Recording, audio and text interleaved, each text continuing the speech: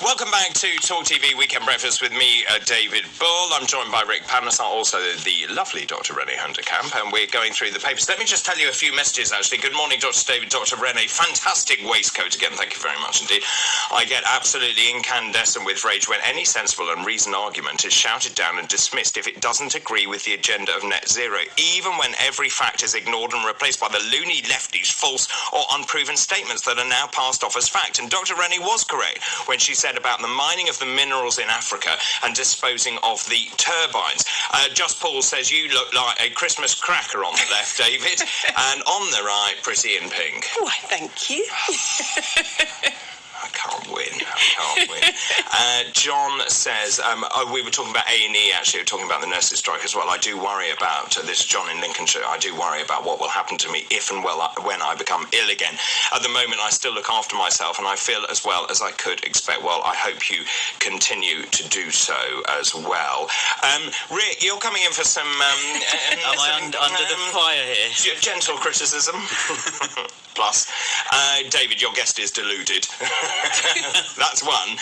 But also it goes on to say, I mean, lots of people are actually saying that it's just in terms of certainly the energy conversation that we had. Surely the point is that what we need to do is to have an interim measure to ensure that energy prices come down so people can actually afford to live rather than pursuing this net zero goal, which quite frankly we can't do because it's going to cost so much money and we simply won't have enough energy.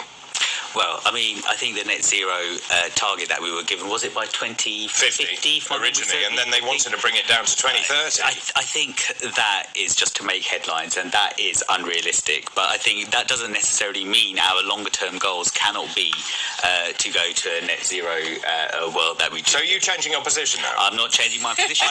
All I'm saying is that these goals that were mooted at COP27 made great public headlines. Well, Ken Little says we need British coal. The Tories closed it all.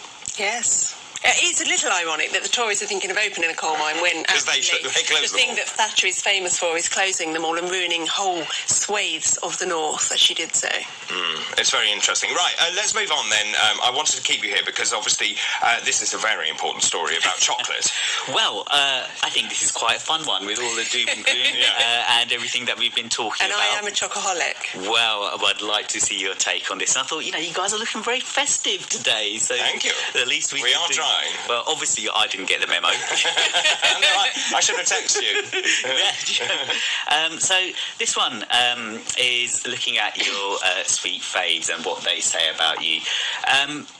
On the outset, this is a little bit of a PR story, but I do find it quite interesting. It's been rumbling around. So we're looking at your Quality Street favourites. Now, I'm sure we've all been around Christmas tree. I know what mine is. Right, we'll get to that in a minute. So what's happened is they've got a psychologist, Greg Tucker, who argues that, say, for example, if you're a fan of the Orange Crunch, well, I'm glad to hear it, because you crave security and stability. So others, there was a lot of... Because it's a bit like coal. Thank you, Renee. Okay, thanks for that. Yeah, Thank you, Renee. And then, there was a lot of talk about the Bounty. Oh, yes. Now, what does it... Because lots of people don't like Bounty. I like Bounty. Yes, I like Bounty. I do like Bounty. So, Bounty is for the escapist. For the escapist? Yes, which I thought was quite nice. So it's how do they work that out? Oh, because they're Caribbean island, maybe. Yeah, and it evokes sunshine, and it evokes the sort of waves and palm trees, and offers relief for those feeling stressed and are looking for some escape. Right. So, what about a caramel? I do like a bit of caramel. Well, let's have a look what they say about the caramel. Did it even actually make the list? Golden Barrel? No. Is which one? Orange? Is it that yellow one? Okay. Well, tell me about the twirl, because I do like a twirl. Do you? Oh, I do. On the dance floor. It's an eerie lightness for the twirl, which is perfectly okay for those who seek a little bit of elegance. Very apt, Dave. So if I'm feeling elegant, I'll go for a twirl. And if you're feeling you need some escape, you have a Bounty. I have a Bounty. But do they make those? Is it Quality Street that make the ones with the caramel in the middle? Well, that was one I thought. I think that's the Golden Barrel. I've just it's in a purple wrapper. It's purple. It's the big purple one. That's the big purple. Well, that hasn't made the shortlist. Well, that's the best one. You and I would fight over that. We would. We're not compatible. But they then made big purples. Did you see those where they were big ones? No. Oh, they were very exciting. How do you eat one of those? Well, eat quickly before you do.